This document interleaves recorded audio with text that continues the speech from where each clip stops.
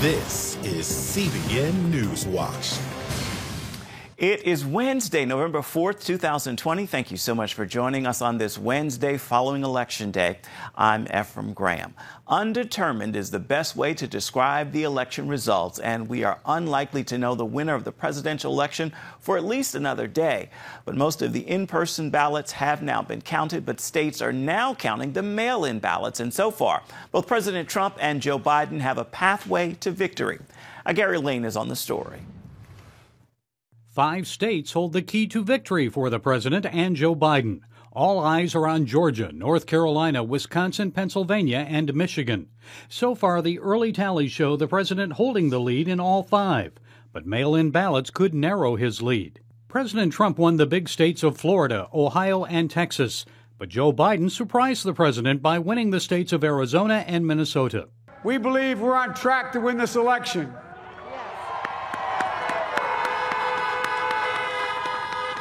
We knew because of the unprecedented early vote and the mail-in vote that it was going to take a while. We're going to have to be patient until the hard work of tallying the votes is finished. And it ain't over till every vote is counted. Late Tuesday night, the president declared election victory and warned of ballot tampering. This is a fraud on the American public. This is an embarrassment to our country. We were getting ready to win this election. Frankly, we did win this election. He pledged to take legal challenges over questionable vote counting all the way to the U.S. Supreme Court. Faith and Freedom Coalition founder and chairman Ralph Reed predicts the president will be re-elected, and evangelical Christian voters will make the difference. I believe we're going to see the largest turnout of conservative Christian and evangelical voters in American history, and I think they're going to give Donald Trump a higher level of support than they did 4 years ago. National Hispanic Christian Leadership Conference President Sam Rodriguez says pro-life Latino voters gave the president the margin of victory he needed in Florida. Latinos have just emerged as America's firewall against socialism.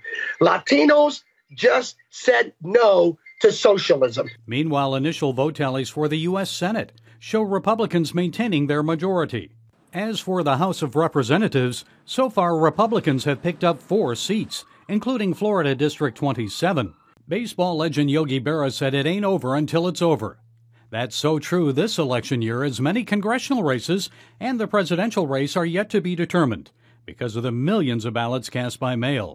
In some states, the counting will continue for several more days.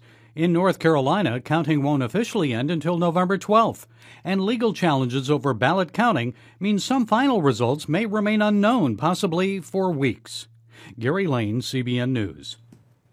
Well, while much of the country continues to wait for election results, some major cities boarded up, fenced up, and locked down in anticipation of protest and possible violence. Leaders in our nation's capital were among those preparing for problems. And our Chuck Holton is joining us live now for a look at how things looked last night and where things stand right now. Chuck, bring us up to date. Well, right here outside of Lafayette Park, which is right in front of the White House, the park police were very prepared for whatever might have happened last night. They put up 3 rows of fencing behind me. It's not even possible to get into Lafayette Square. The St. John's Church right over to my right here is also completely fenced in, and nobody can get in there. But there were large crowds here last night. They were mostly just here. It was almost a festival or a party atmosphere. But about 11 o'clock, things started to get dark. And I don't mean the sky.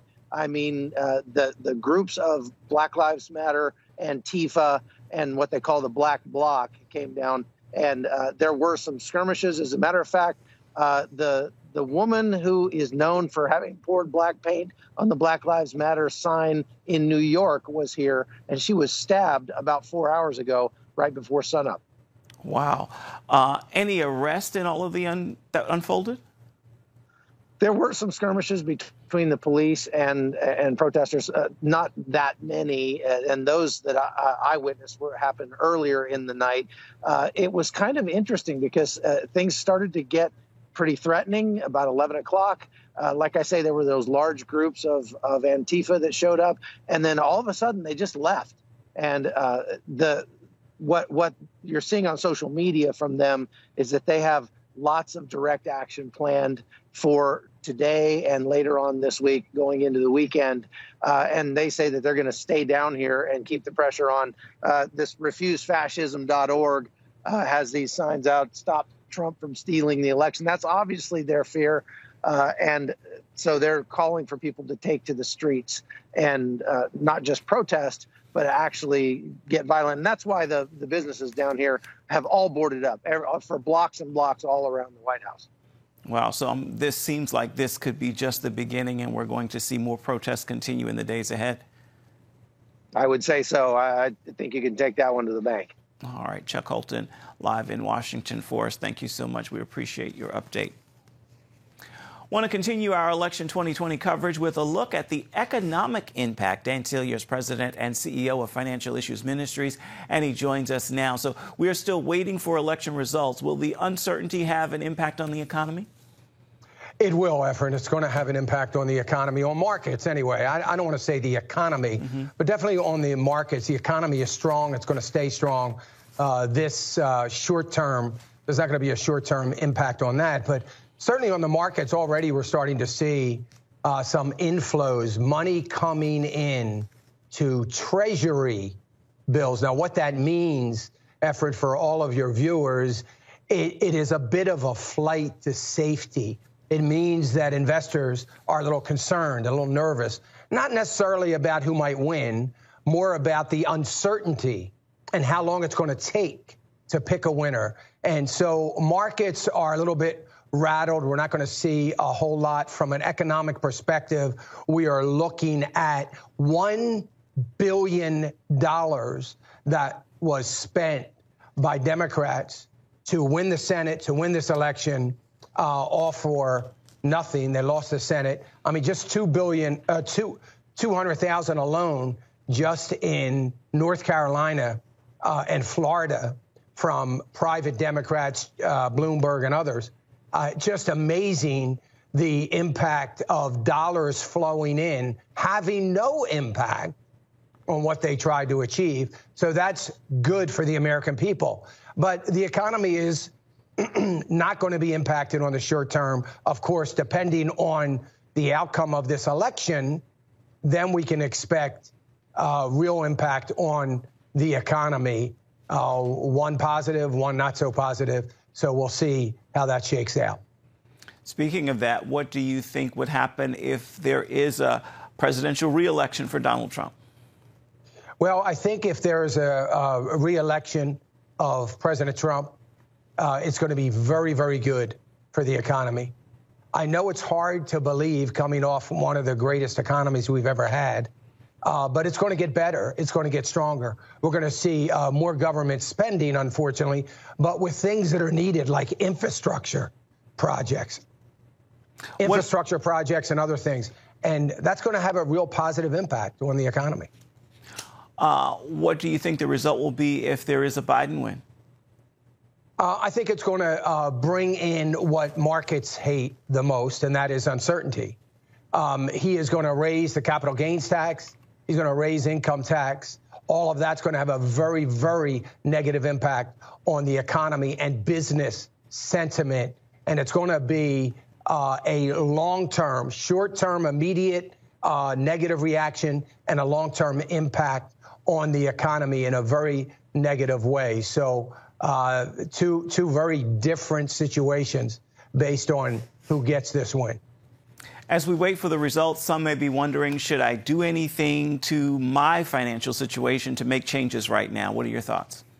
No, I don't think so, Efren. I think it's a little late for that. I don't think anybody should be doing anything but sit tight. What you don't want to do is sell your 401k or your positions or stop contributing. That's what you don't want to do. And you don't want to try to do anything to save yourself from what you believe might be an outcome. That is going to have a devastating negative impact on your money. Just sit tight, do nothing at this point. All right, Dan Celia, thank you so much for being with us. We appreciate your time. You're welcome. Thank you, Efren. Still ahead, why Jewish people in New York say they're being blamed for the coronavirus. We'll take a look at that when we come back.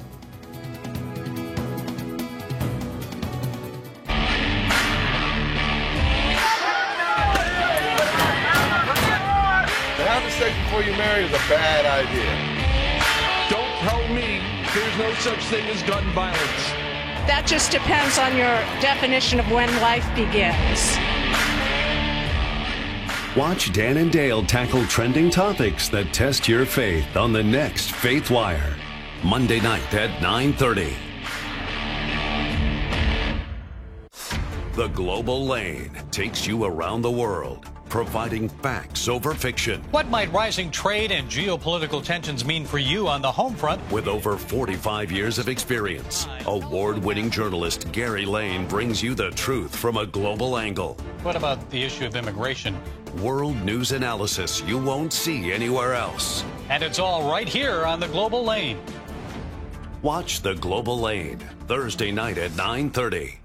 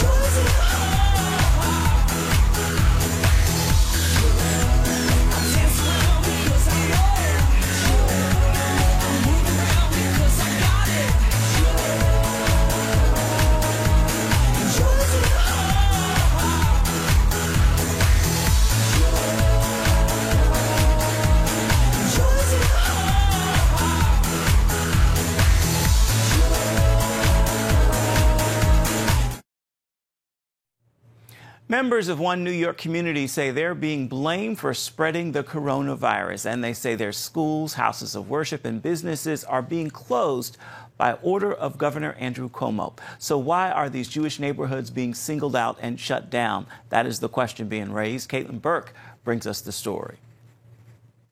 The Jewish community here in New York is fed up by what they call disproportionate targeting by state and local officials. This has led to claims that their communities are responsible for the spread of the coronavirus, a message that they say is not only untrue, but dangerous. People have to wear their masks, people have to social distance, and sometimes a summons is given because it needs to be. But we have to be careful not to overreach. But that's exactly what folks here feel the government is doing. And they're using social media to show what's happening. Because we have a list. A list of what? You have a list of schools that are open? Yes. So you have a summons that you're writing before even coming into the school? Because you just came into the school, there's not one kid here. That inspector and many others, those roaming around my district, have been sent to my district with a list on a mission. Assemblyman Simcha Eichenstein represents several neighborhoods in what's known as the red zone. That's how Governor Andrew Cuomo is classifying a high infection area. And the city is sending in officials to ensure their schools, houses of worship, and businesses are closed. It's clear what has happened here. They've pulled inspectors from the buildings department, HPD, you name it. Any agency you could think of that has inspectors basically said, you're off your regular beat. You're going to Borough Park or you're going to Midwood and you're going to harass these Jewish stores. There's nobody sitting in the restaurant. Everything is okay. You're giving me a ticket because my doors are open? In this video, an inspector cites restaurant owner Jacob Green for just having the doors open and therefore, quote, violating a dining ban. Green's restaurant is limited to offering takeout, and he says he was simply letting air in on a hot day. A city councilman was able to have this summons rescinded. I've had people reach out to my office. Some takeout place came up. They showed me the summons. Reason for the summons, violating the governor's executive order. Like no further definition, what, when, how. I mean, they haven't gotten the basic training. Eichenstein says the religious community began losing trust in the government after restrictions kept houses of worship closed until phase 4 of reopening. To religious people, Their houses of worship are essential. In the Jewish religion, and the Orthodox Jews go to synagogue 3 times a day to pray. Their entire way of life is around the house of worship. For houses of worship to be placed in phase 4? How offensive. Now, Eichenstein says Jewish neighborhoods are being singled out and shut down. Driving from one end of the red zone to the other end of the red zone in Brooklyn could take you 45 minutes. The governor has used the term, we can now identify the virus block by block. Great! So release the positivity number block by block, or show block by block where the improvement is. The dialogue needs to continue. It can't be just enforcement without conversations. Anti-Semitism advocate Devorah Halberstam is concerned about what she sees and hears coming from the top. Both Cuomo and Mayor Bill de Blasio have cited large Orthodox gatherings when asking New Yorkers not to gather en masse. It's ridiculous to take one particular wedding and to just put it out there like that means that everybody is not following the rules. You can do that with each and every community. But in this particular instance, it's being done with the Jewish community, and I think it just needs to be stopped. Halberstam knows firsthand what can result from public shaming like that. My son was murdered. He was in a van with 15 students, kids, all kids. And the van was shot up with over 40 rounds of ammunition. They were Jews in that van, and that's what we was looking for. That is what happens when anti-Semitism has gone unchecked. Halberstam recently wrote in the New York Daily News that the Jewish community doesn't have the luxury of waiting for the next attack based on hateful stereotypes. Anti-Semitism and instances of violence against Jews hit an all-time high in the U.S. before the pandemic began. Anti-Semitism goes back for centuries. This is not a new thing, which is why we have to be very responsible. To roll this out as an Orthodox Jewish problem, first of all, is factually incorrect, not backed up by the state data, but it is also divisive, and it will cause a rise in anti-Semitism. A fact mentioned often by health officials is that COVID-19 does not discriminate. It's people who do that. Caitlin Burke, CBN News, Brooklyn. Still ahead, a journalist joins the fight against COVID-19. We're going to bring you that story. Stay with us.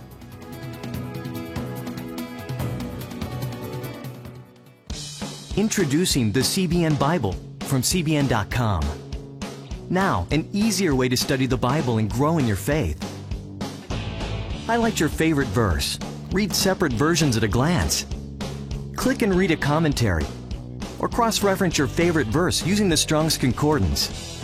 All the right tools to study the Bible, all in one place. The CBN Bible, available at cbn.com/Bible or the iTunes App Store. This is CBN NewsWatch. Thanks for joining us. Watch breaking news, exclusive stories and programs, credible news reporting. We show you what's happening in the world and how you can pray about it. This is CBN NewsWatch, because truth matters. Weekdays at 5 on the CBN News Channel. Woohoo! Hi, Superbook fans. Here's something else you'll love. It's the new Superbook Bible app. It's packed with games, activities, and Superbook episodes that you can watch for free. Oh, no! There's trivia, a fun daily devotional, and answers to your Bible questions. Plus, an easy-to-understand Bible the whole family will enjoy. You can even create your own Superbook character. Ta-da! Whoa! No super balls, man. Come.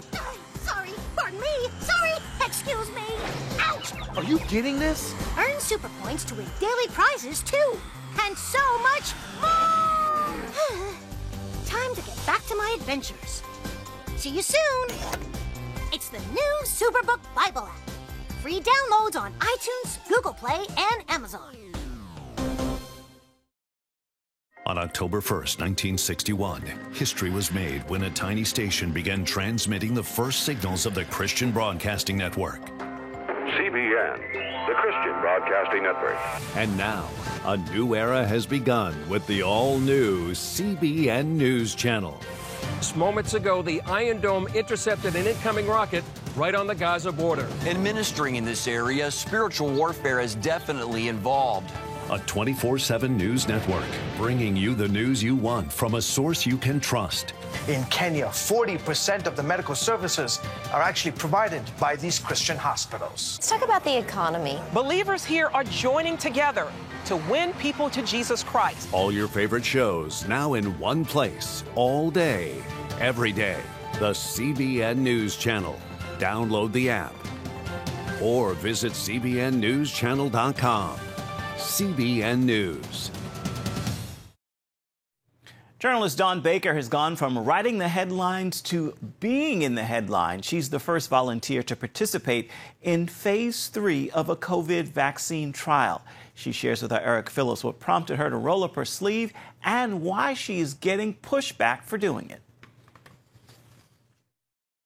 Dawn Baker did not enter this lightly. After extensive research and talks with her doctor, she decided joining this fight was bigger than herself. Good evening, and thanks so much for joining us tonight. Dawn Baker is a longtime anchor with WTOC in Savannah, Georgia. According to the National Weather Service. And instead of just reading the news, Baker made news of her own this past summer. I feel God in this for me. So I haven't had any regrets. I've been doing great. The shot regimen consisted of 2 doses, the first one back in July, which led to some soreness in her arm, and another unexpected but positive reaction. All of a sudden, I got a sudden burst of energy. So about 6 weeks, I was just cleaning my house and getting caught up on all the chores and things that I had not felt like doing in the past. The second shot came about a month later. I had a mild headache that lasted until about 12 o'clock the next morning. But after that, I was back to normal. Well worth it, Baker adds, to be part of the solution to this deadly problem. I know 3 people who have passed away. It hurt even deeper. Of course, there's no cure for COVID-19, just like there's no cure for the flu, but it is going to make it less likely. Hopefully, it will pump up that immune system so that if we were to come in contact with COVID-19, we'd be less likely to get it. Or if we did get it, it will be a milder case of it. We will deliver a safe and effective vaccine before the end of the year, and it could be very, very soon. I don't believe there'll be a vaccine released this year. That just kind of seems like some magical fairy story to me. My prayer is always that we can stay the course, follow all the rules, and somehow get this vaccine to people in a timely manner. While Baker has gotten a lot of support for her efforts, she has also faced criticism for putting her health at risk and even trusting the process, especially as an African American. Some have brought up the Tuskegee syphilis experiment, a 40-year government study that impacted hundreds of Black men. I understand the fear. I know the history. I know about the Tuskegee experiment, which was absolutely brutal and lasted 40 years in this country. And even worse, after they experimented on those Black men, once the cure came out, they wouldn't even give them the cure. I would not have just gone to sign up to do this. Her doctor of more than 30 years is overseeing trials in her area and asked Baker to take part. My first question, like everybody else, was, is this a live vaccine? He said no. So, well, am I going to be more likely to get COVID-19 if I take this vaccine? He said no. So would we rather be scared and just worry and talk about losing our loved ones and the fact that we could not go to the funeral or go to the hospital and see them? Or do we want to be a part of fixing the problem? And I feel as if this is how we're going to save our people. And when I say our, I mean people of all races. She's also gotten pushback from anti-vaxxers. I don't feel that nothing I can say or it's my job to try to change perceptions that are so deep and so personal. Because we're all in charge of our own bodies and our destiny. But I do know that for us to get out of this, at least a large percentage of us are going to need to get the vaccine.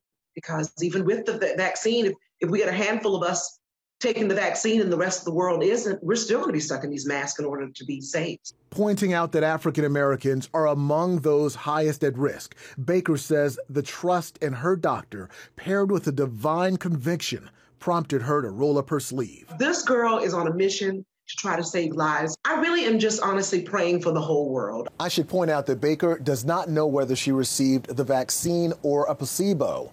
Over the next 2 years, she will have 7 doctor's appointments and 24 phone calls as doctors monitor and document the status of her health. In Washington, Eric Phillips, CBN News. Eric, thank you. A final word for this post-election day edition of CBN NewsWatch when we come back. Christians around the world are standing with the Israelis. But why? In CBN's free magazine, Friends of Israel, you'll discover why Christians are supporting the Jewish state, how Israel is fulfilling prophecy as a light to the nations, and ways you can pray for the people of Israel. Israel needs the support of friends like you. Call now or go to cbn.com to get your free copy of Friends of Israel. Heavenly Father, we do thank you for the work of your Spirit, Lord God, with this movement of getting the Bible, yes, Lord, into public schools.